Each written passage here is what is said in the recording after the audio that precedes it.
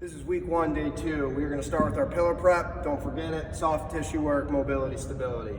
Moving into our movement prep, we're going to go through our bridges and our toe touch protocol. Before we hit up our bear crawls, we're working a little bit more stability. Then we'll bring it up to our feet for our lateral marching and skipping, and then our base of support 2 cut. When we work our way into our plyos and our anti-rotational move, we will have pogos, and then bounding, and then we'll follow it up with our lateral hops where we're working on sticking the landing. And last but not least, we'll have that Pallof Press, so you will need a band. Strength block number 1, we are gonna have 3 rounds of every move, starting with our RDL variation. Load appropriately with what you have around your house.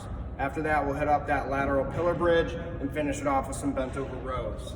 Finally, strength block number 2, we are gonna have 3 rounds of everything again. We will go Nordic holds to start with 15-second iso, a high to low row, again, band, and then follow that up with our prone swimmers. Last but not least, a 1-to-1 work to rest ratio for our energy system development for 6 rounds. All right, first we're gonna work on pogos here. So quick off the ground, working on good tissue tolerance.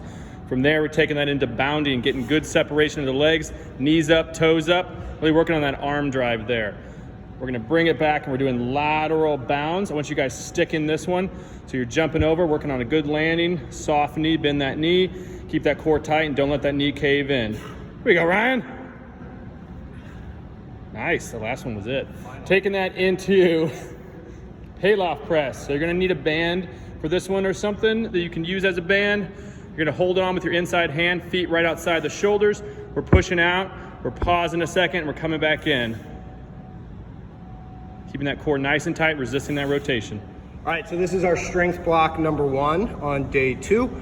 We are using a band here, but for your RDLs and your bent over rows, you can use book bags if you have bands, some weights, light dumbbells.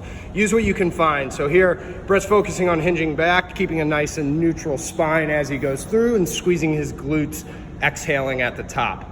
Next, he is gonna go into his bent over rows, thinking driving those elbows into his back pocket as he squeezes at the top of that motion. This is why bands are really good for this one movement.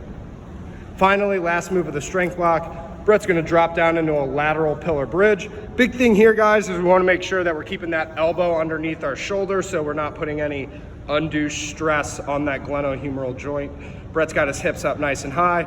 Looks good there. Brett's gonna start strength block number 2 with some Nordic holds. He has his feet underneath our dumbbell rack, but if you can find something that works for you like a couch, that'll be just great. Squeeze those butt cheeks as you fall out. Next, Brett is gonna come over to a band again. We're gonna attach that above the head, and he's gonna go through his high to low rows. Big thing here, everybody, is as Brett is at the top of that motion, he really wants upward rotation through that scapula. So if you see Brett rotating, that's so he can get a nice stretch on that lat and clean up some of that gunk that's going on underneath his shoulder blade.